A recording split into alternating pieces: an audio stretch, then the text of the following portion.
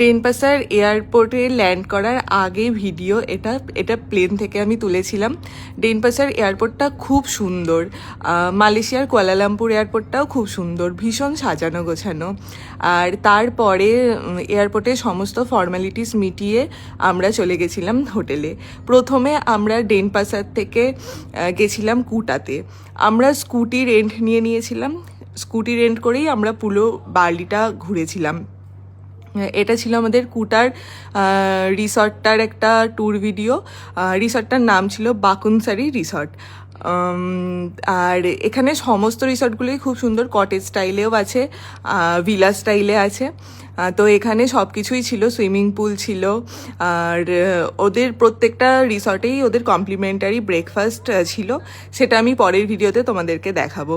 এই যে swimming pool দেখতে পেয়েই তো আমার ছেলের ভীষণ আনন্দ, সে স্নান করেও ছিল পরে।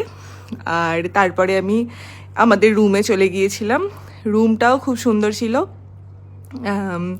রুমটা তোমরা দেখতেই পাচ্ছ, একটা কিং সাইজ বেড ছিল, আর এখানে একটা ড্রেসিং টেবিল ছিল। ড্রেসিং টেবিলের নিচে একটা মিনি ফ্রিজ ছিল।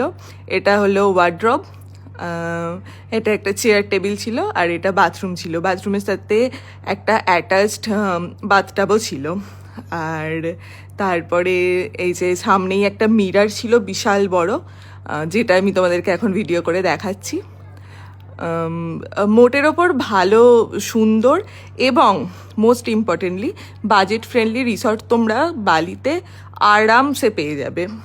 আর তারপরে একটু ফ্রেশ হয়ে আমি একটু রেডি হয়ে নিয়েছিলাম বাইরে গিয়ে লাঞ্চ করার জন্য। প্রচণ্ড টায়ার্ড ছিলাম, পরপর দুটো ফ্লাইট ধরে এসেছিলাম। আর এই যে এই রাস্তা দিয়ে আমরা স্কুটি করে আবার লাঞ্চের জন্য যাচ্ছিলাম।